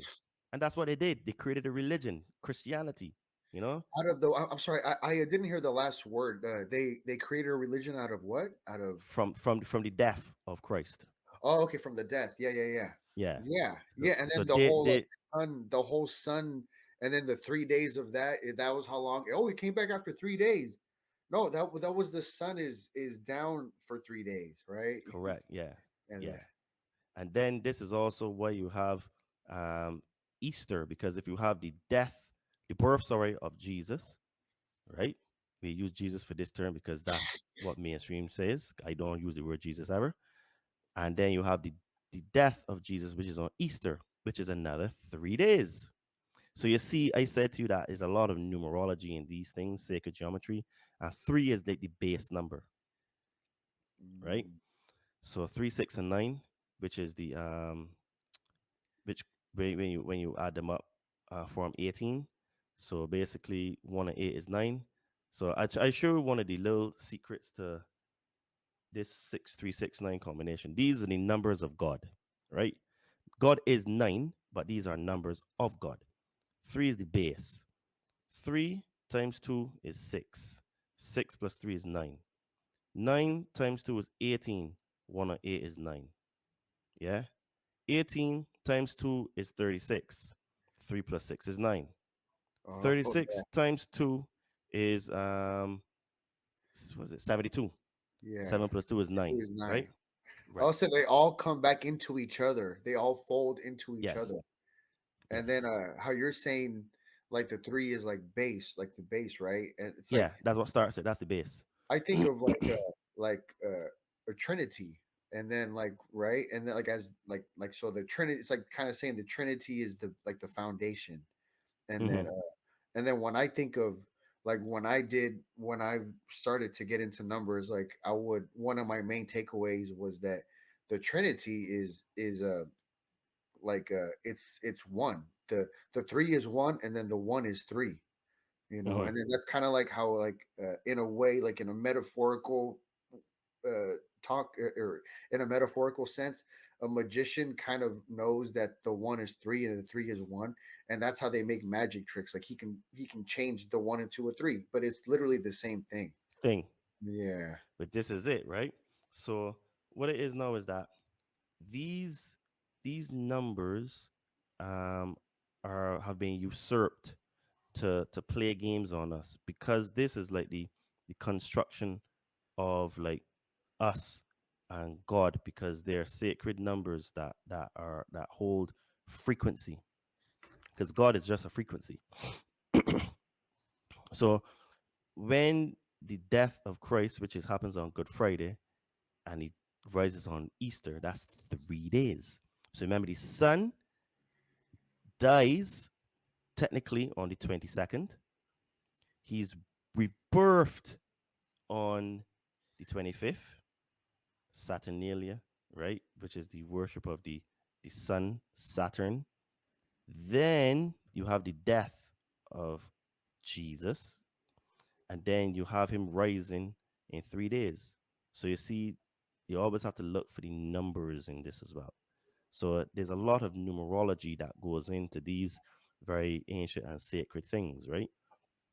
Excuse yeah, me. So this is why Caiaphas said that they will make a religion of from the death of Christ, because he was hooked into the controllers of this world. He was just like a gatekeeper. And what he did is that he distorted Christianity, and what I mean, allowed them to keep the Jews' belief. But that ideology is just as terrible, man. There's stuff in the Talmud that would, make you like, feel bad, man, because they're talking about you can have sex with a girl until she's 3 years old. You know what I mean? mm, Not 3 years and one day. She has to be up to 3 years exact. You see how even the number three comes into this as well? They yeah, take everything that was made in perfection and good and true and whole and inverted it. That's what they do. yeah. They what's the word you when you make it when you pervert it, when you Invert it, pervert it, same thing. yeah, inverted, perverted, yeah. Yeah. Oh. So is this so the thing is now is that you need to let go of all religion. I know that some people have a lot of comfort in it, but again, comfort, comfort zones. Comfort zones are the places where dreams and goals go to die. The only place where you have growth is outside of your comfort zone, right? Yeah. The Christ had real to go. growth. The real Yeah, growth. Yeah. the real growth. Christ went into the wilderness for 40 days and 40 nights, right? Yeshua.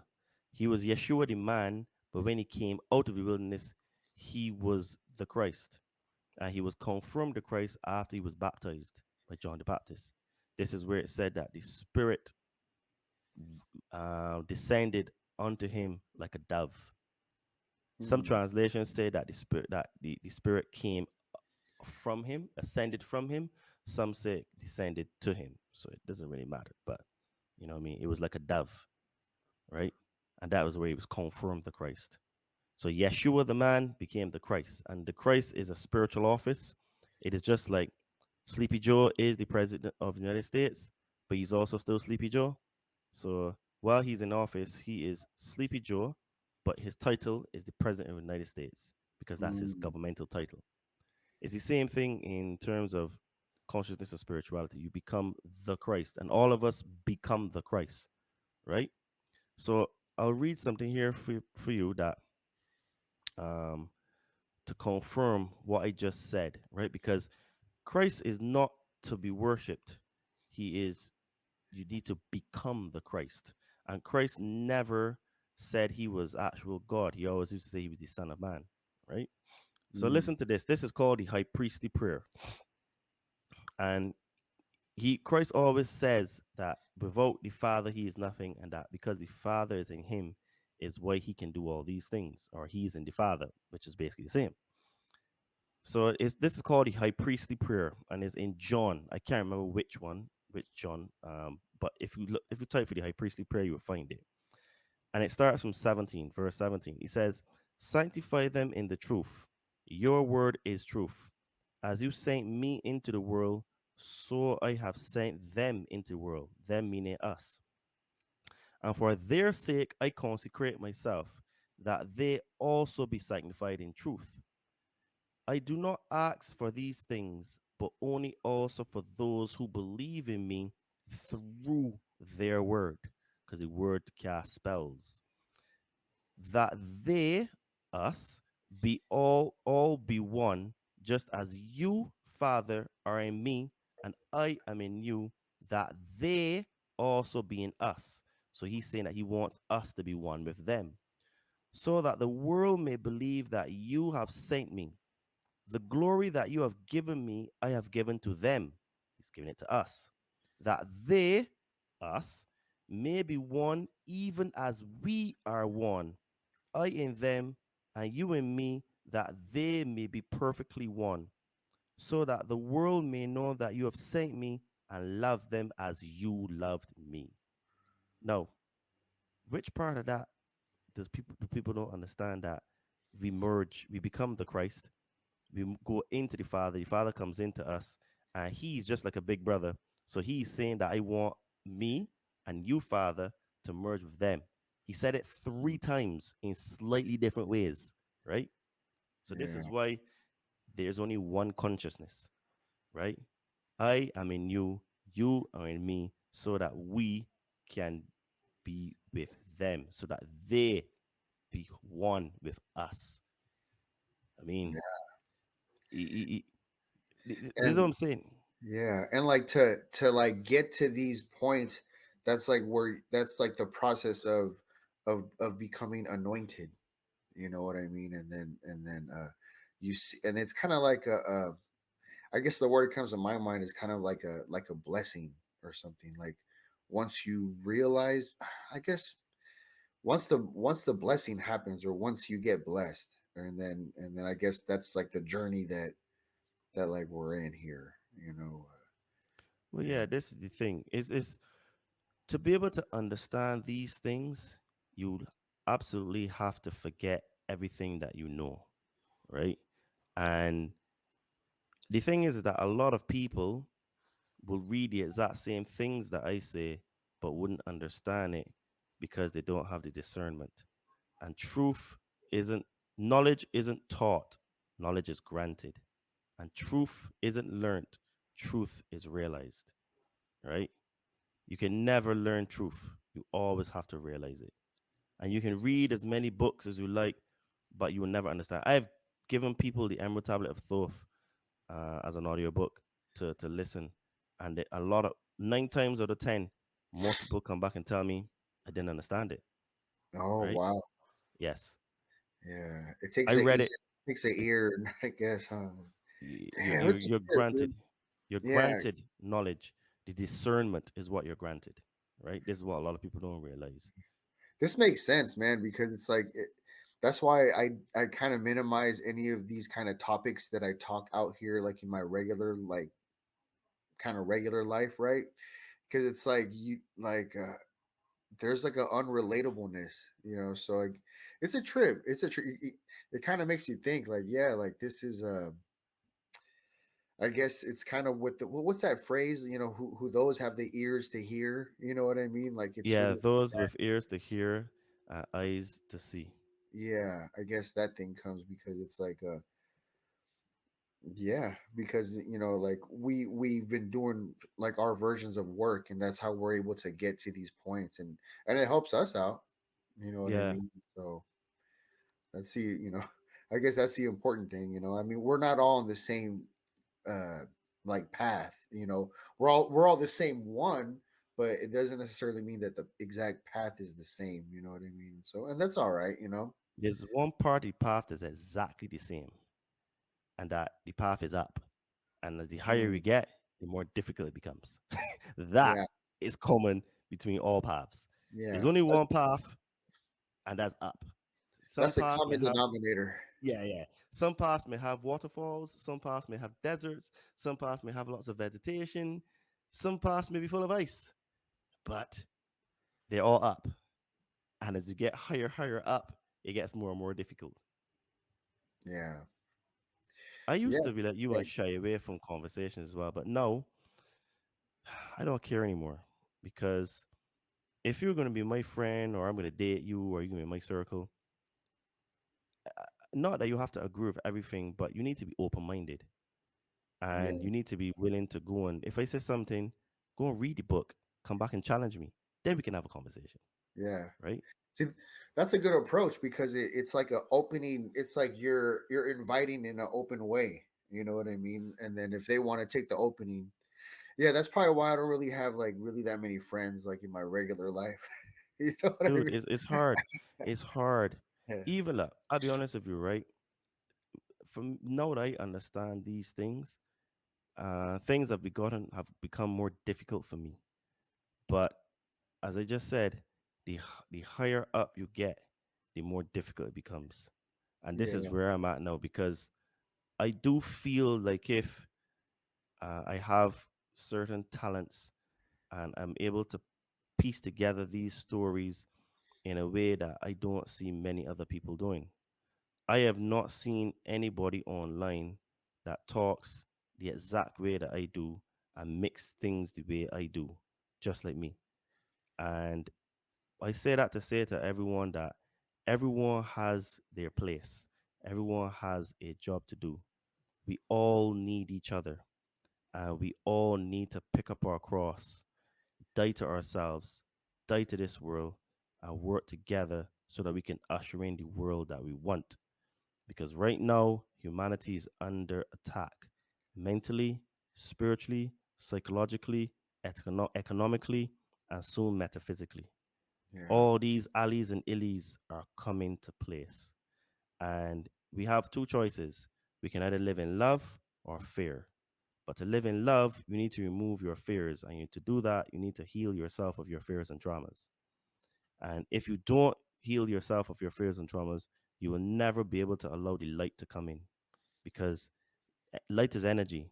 And if in your energy body, the the space that love would come into is already occupied by negative energy, right? Fear, you don't allow it to come in. So you need to create the space by overcoming your fears and traumas, forgiving yourself, forgiving others. And when you do that, you shift that negative energy, and automatically the love energy will come in. Mm. Love, when you live in love, it gives you, nice one.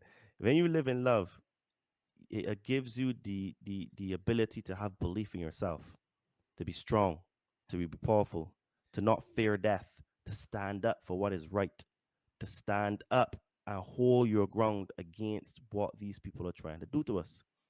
You can only do that from a place of love, because love, it gives you strength. But if you live in a place of fear, you'll be fearing the consequences, fearing losing your job, fearing what people will think about you, fearing about the consequences. This is not time to be fearing about the consequences. This is time to transcend these things, right? Yes, some sacrifice will have to be made, but what do you rather? Do you rather live in a life as a slave on your knees, or do you rather die on your feet knowing that you went out in Yeah. glory, and you went out knowing that you did your best and you push back? Because when you realize that death is just another part of life, you realize that you actually cannot die, because consciousness is what you are, and consciousness is forever. You can't kill consciousness. Well, you can steal consciousness, which is what they're trying to do to us now.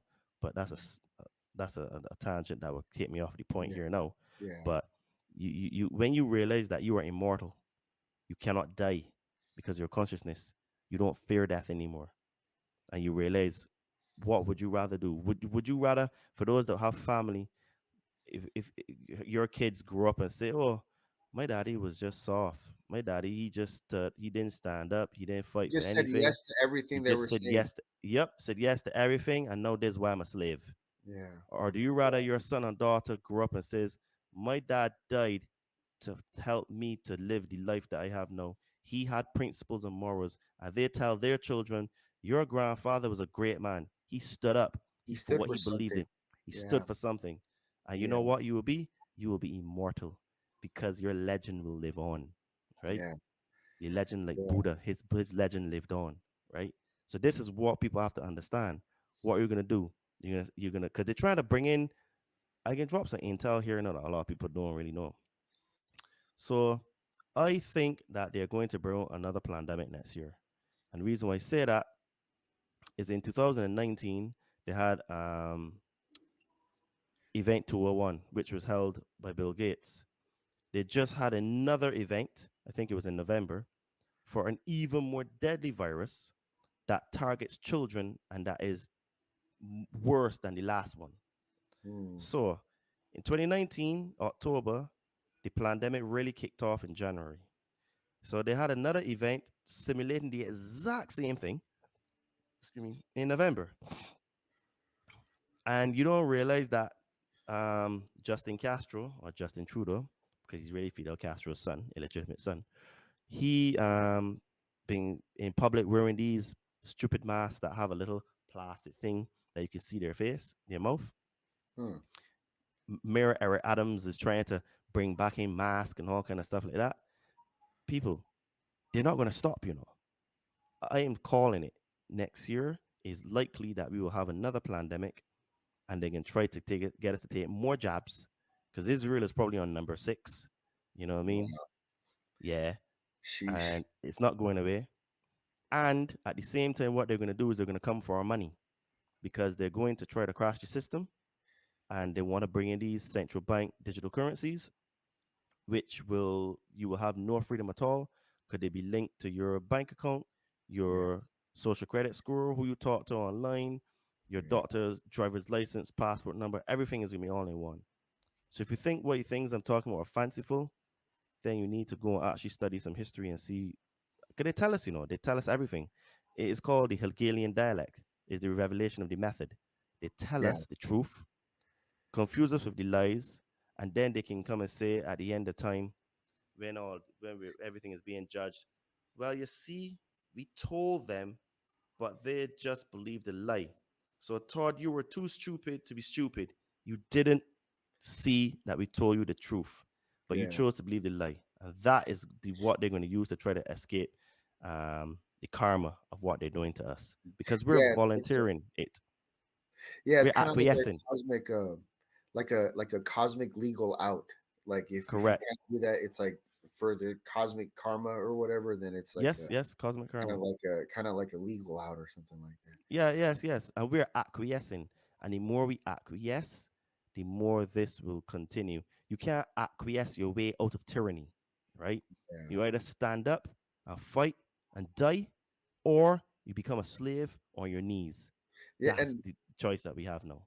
Yeah, and it's funny because they've been always putting out that information in ways before. Like now we have internet, and so people do stuff like that, like on their screens. But before, like these kind of articles would be in the back of newspapers, Oh, you know. yeah, And so like it wouldn't be in the very front with the main news, but it would be somewhere hidden in the middle or the back, and then if you saw it, you saw it. So like they're always sticking these things there, and so it's like kind of up to us to like whether we want to like be proactive about this, you know, with or just kind of responsible for our own stuff, really, you know, because how you said earlier too, it's like we all need each other, and then so it's like because there's no other really way that like for people to get that kind of ending that they want to do it by yourself. It kind of doesn't like it starts by yourself, but it doesn't end by yourself, you know, correct, and then so correct. You do yeah, the hard work on yourself, overcome your fears and traumas. yeah, Forgive yourself and forgive others, and then work with people of like mind, because we're not islands here. We are one consciousness. We're one people. We're not black, white, Indian, Chinese. We're one, the human race. Because as I said in the last episode, human just means light man. Hue means light. A oh man yeah, is yeah, a man is a man. So you're a light man, a light body. You're a light oh okay, being, right? We're all beings of light. And when we realize that we're not separating, that we're one, because look, quantum mechanics, quantum physics shows that you can take an atom, split it, put it in separate ends of the earth, and do one thing to one atom, and the other thing will happen to the same atom in real time. This is what we are. This is why when you are feeling sad, someone else on the world is feeling your sadness. So sometimes when you have moments of sadness coming in, or anger, or whatever, is because only some other place, someone is resonating with you, and you are feeling their feelings, right? yeah. This stuff is real, Yeah, it's like right? matching. It's like matching a vibration. Some I Correct. think. Because we're all the same. We are all one consciousness. We're all one being. We all make up the house of God, right? Because we are God. All of us are God, right? And when people realize that we all are God, the plants are God, the animals are God, the trees are God, the seas are God, right? Then we start treating God, us, better. We start treating each other better. We start treating the animals better. We start treating the forest better. We start doing things because we know that our actions have consequences. If you ever hear any of the old shaman talk, they always talk about thinking 7 generations ahead. So they know that what they do now has consequences for the future. So they think 7 generations ahead, and the next shaman will think 7 generations ahead, and the next leader, or if he's not a shaman, the elder. I mean, everything is 7 ahead. And you see how even that number 7 comes back in here? Because 7 is a special number. There's 7 days in the week. There are 7 chakras in the body, right? 7 is also a number that these people use. God creating the world in 7 days, right? So the number 7 is also a magical number. So all of these things are linked because they're using sacred geometric numbers and inverting them to bring out the stuff that they want, because they can't create anything. They can only take what is there and manipulate it. Yeah, and just make a mess out of Just make a mess out of it, right? Because it. think about it. You cannot have a lie if you don't have the truth. The lie can never exist. Yeah, Because if the lie is false, it means that it's inverted or perverted of the truth. But if the truth disappears, the lie also disappears, because the lie can't be created because there's no truth. Yeah. And you know what I think? I'm thinking back to that thing we were talking about earlier when we were talking about the emerald tablets and like the angles or like the corners, and I was talking about like thinking of outside the box. Like they don't have the creativity powers that we do inherently, and so that's why they make a mess out of that. And then theirs is always in the box. It cannot help but be in the box. It's forever in the box. And so they're just making messes of what they can inside the box, and they're trying to make it look like they're outside the box. But that that's kind of why they kind of move stuff around. But it's still always just going to be in the box. So it's a matter of us figuring that out. Smoke and mirrors. That's what it's called. Yeah, right.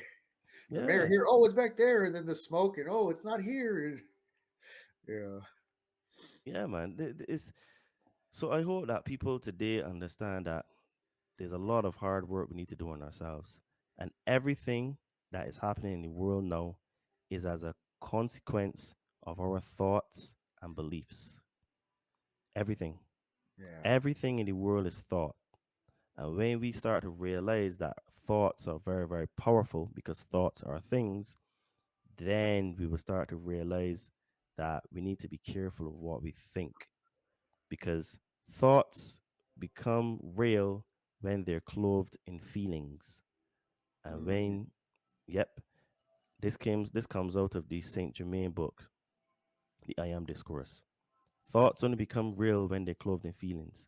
So if you can control the from the source, which is the thought, and push it away, especially if it's negative, that feeling will not manifest because you're not attaching that emotion to yeah. that thought, right? I think about like when someone does like a meditation or like when they're practicing being like the observer, you know what I mean, like that. Like you're able to observe like maybe a chaotic scene, but because you saw it from the observer standpoint, you're not investing into the chaotic emotions that maybe you happen to see. You know what I mean, or like some kind of trigger. You know what I mean? Yeah. And so Well, in the Saint Germain books, Saint Germain was very clear. He said that things will still happen to you. You will still feel things and think things, but it's your duty to sever the connections with yourself to those things, right? mm, So if you're trying to say do something and it didn't work out, he said, well, why not think about, okay, what am I being shown here? What lesson am I to learn here? What can I do differently? Right? There's always something to learn.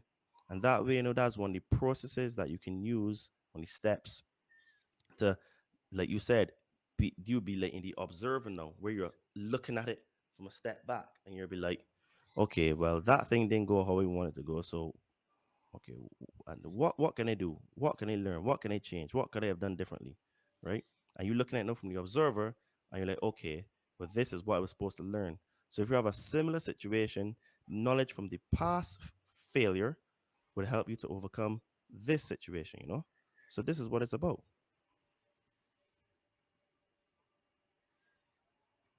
So I think that when we start to work like that and start to look at things differently and ask ourselves questions. And this is why meditation is so important because it allows you to get access to your subconscious mind. And yeah. meditation is quite challenging because your mind always wanders. You be focusing on, I don't want to say focusing on nothing, but you be trying to keep your mind clear.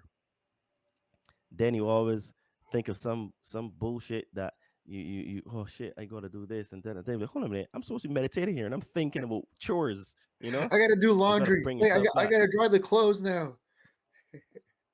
That happens to me, man, a lot. So even though I've been meditating for 3 years now, it takes a lot of practice to be able to get to the point where like you just can keep your mind empty, man. You know what I mean? It's challenging, but I And then do you think it's start, very possible.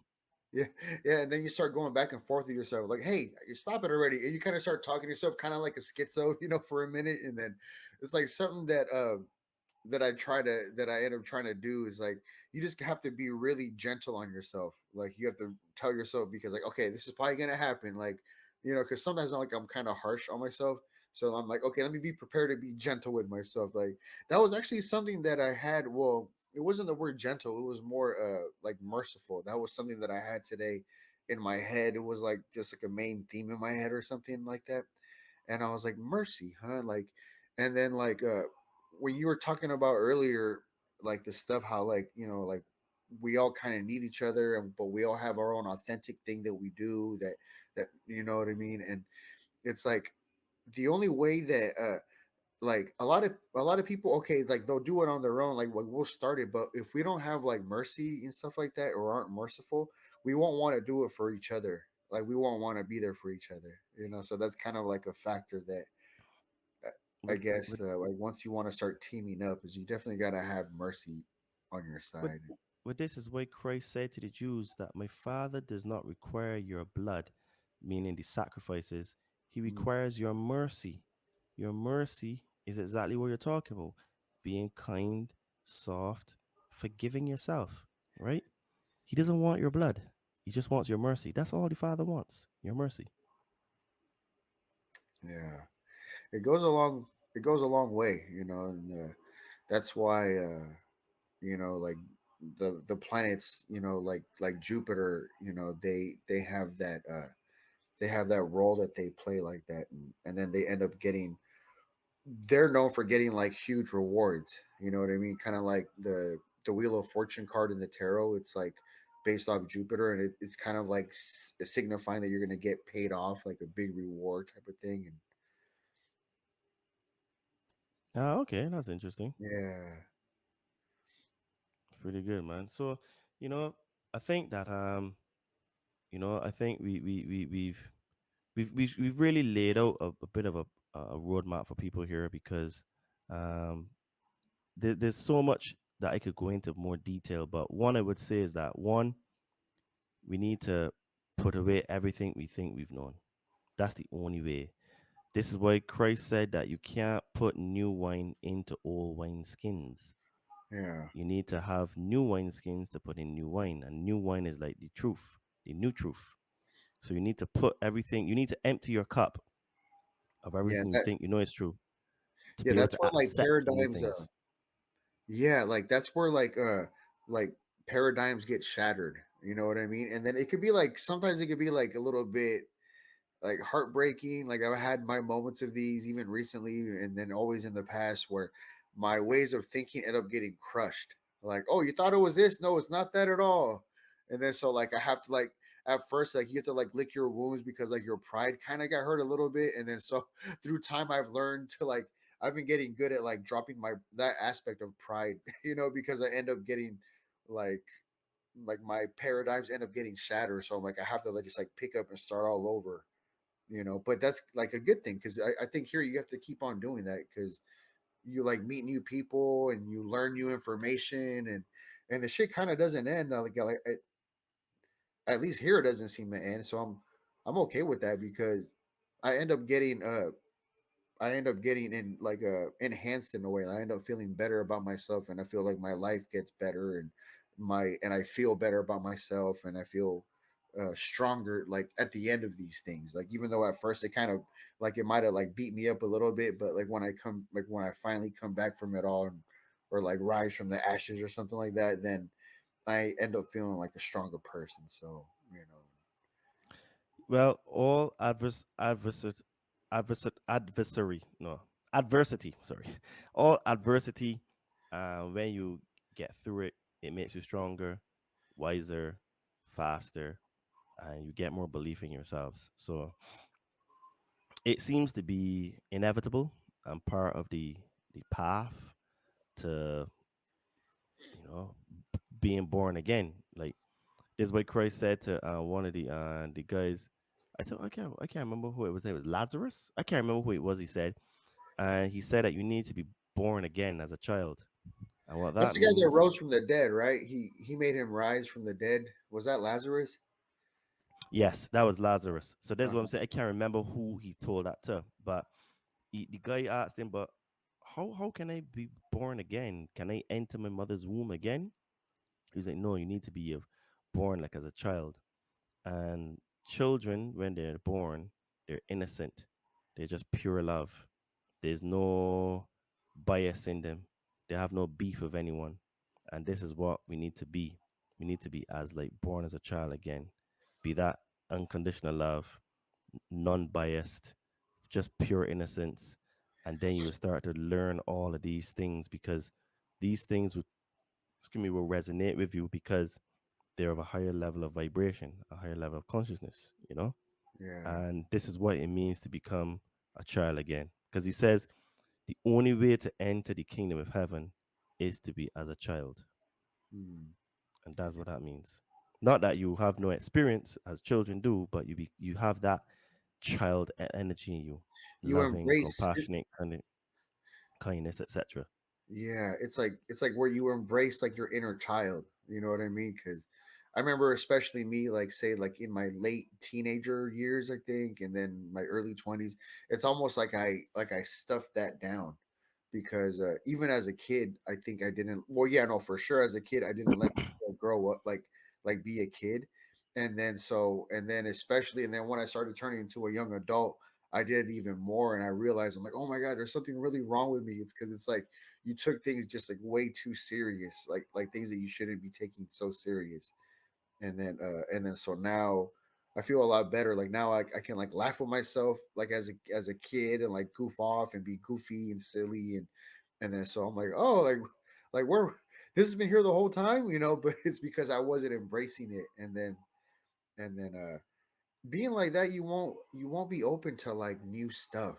Like, you know, it's like you'll be stuck like you'll be rigid, and then just and like that's how you were saying, like you won't be able to like to let go of the old stuff, like empty out that cup of wine, you know, it's already flat, it's been out for 2 3 days, you know. And yeah, so it's a lot of these things that, you know, working on yourself, and then uh that's how you'll get to like be anointed, you know what I mean? Because I do know, I really believe in that.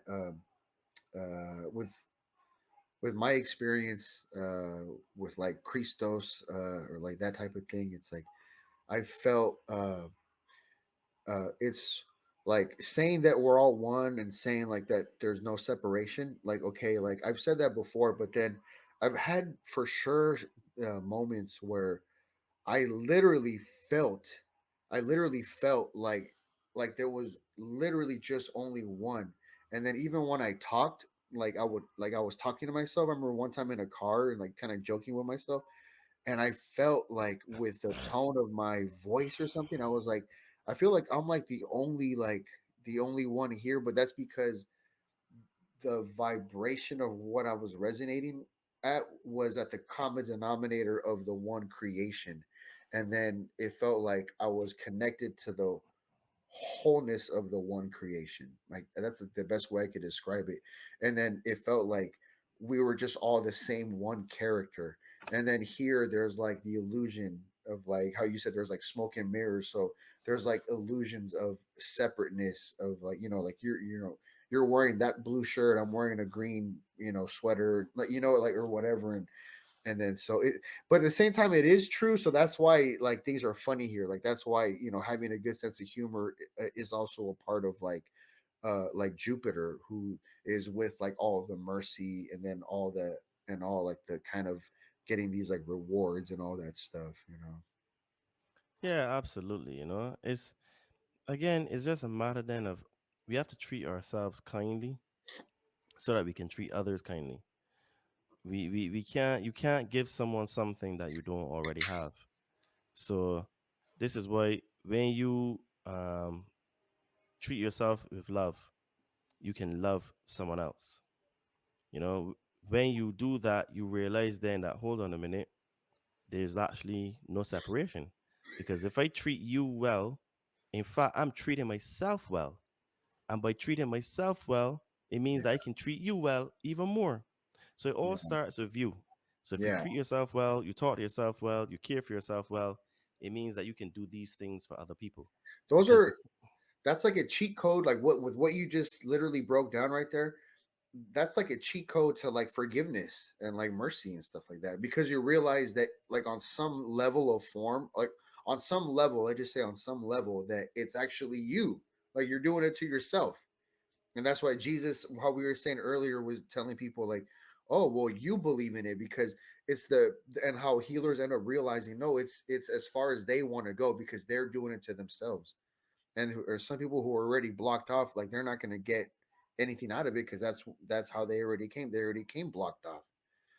So yeah, it's yeah, it's some good stuff, man. Yeah, really really good stuff. um I guess we'll wind it down. We can definitely go on for another episode. We can, I'm definitely down to do that.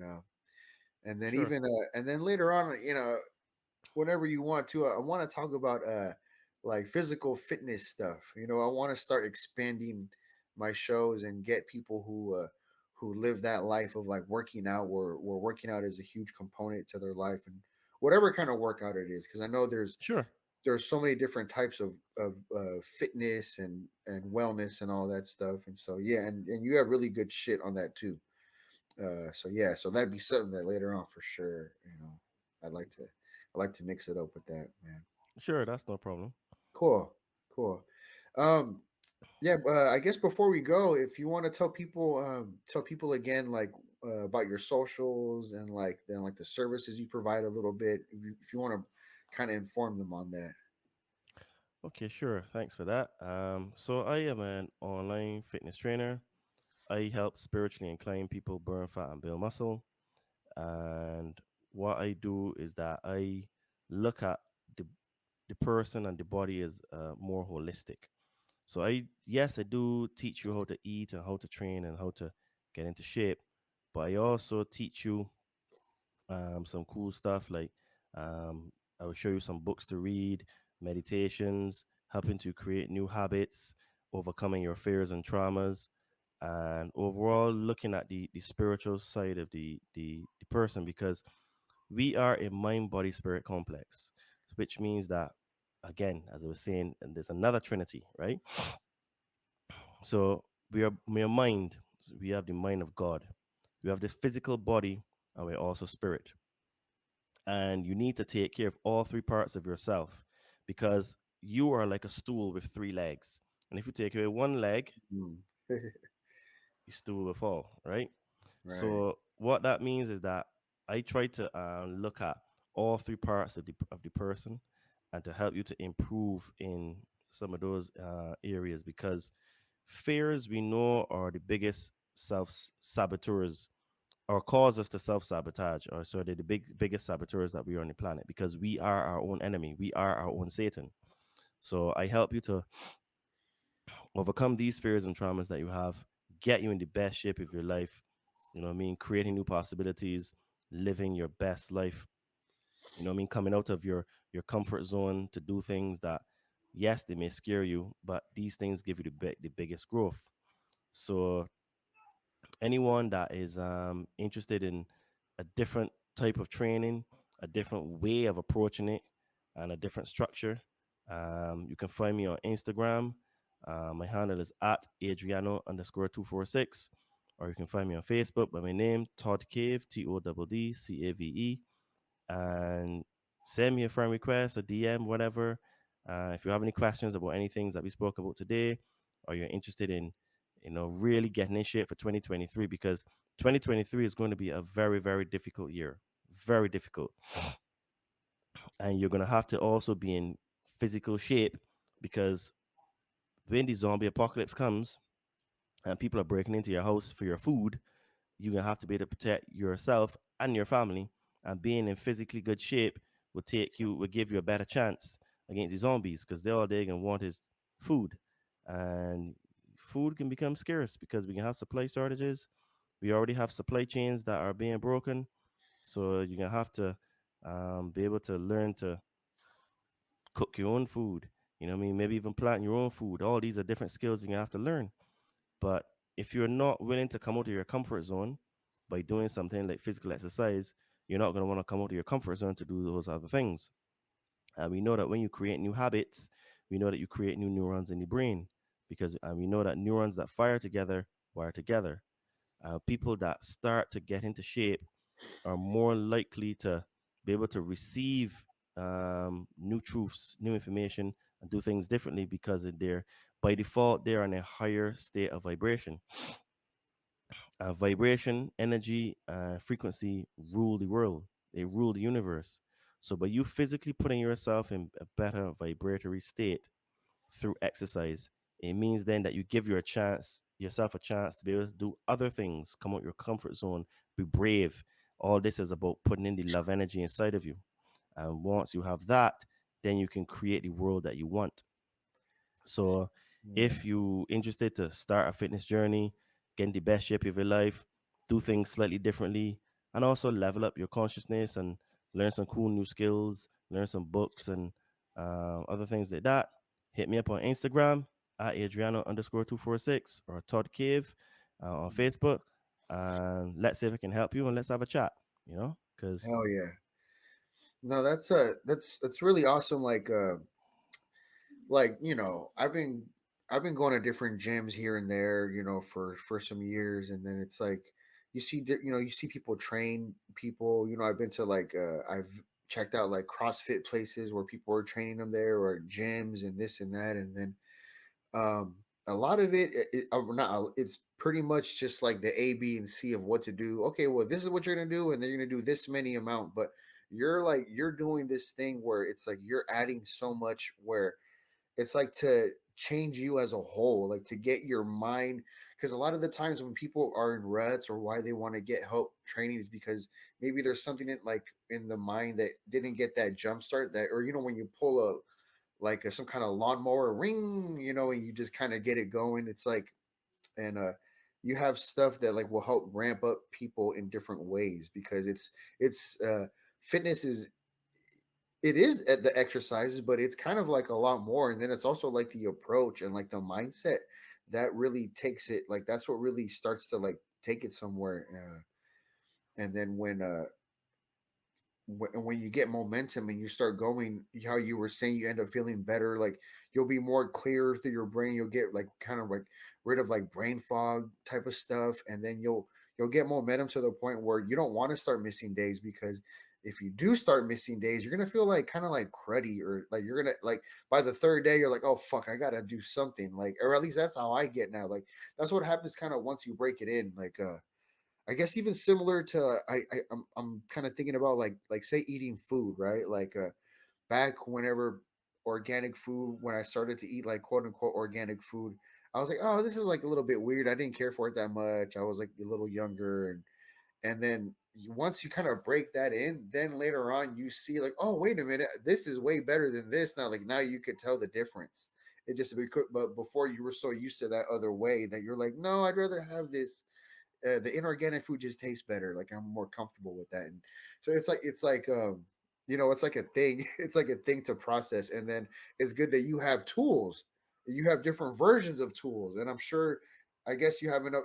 I'm kind of guessing you have enough experience where you'll kind of help people adjust based off how they are and how they come to you. So I'm guessing not everyone gets the yes, same exact the same exact thing. I'm sure like you kind of cater, and yes. kind of stuff like that. Yes, it's all personalized based on where you are, what you want to achieve, your experience, etc., etc. And we start slow and we gradually build you up, and then 6 months time, you're doing some amazing things. Hell yeah, dude. That's what's up. Well, good shit, Todd. Freaking good talking. Yeah, I, I'm glad that you broke a lot of this stuff down about like things that just transpired recently. Like the whole winter solstice, and then the December 25th, and all these things, and then all the other stuff that we talked about. Fucking good stuff, dude. Right on. Nice one, Yeah, nice yeah, one, brother. yeah. Appreciate it. Yeah, we'll have you later on whenever you want again, and then we'll start messing around. So that'll be cool. Sure, looking Yeah, forward to it. yeah. Right on. All right. Well, that was another episode of Uncanny Mystic Minds, and we will be seeing you guys soon. We'll catch you guys on the next episode. All right. Peace.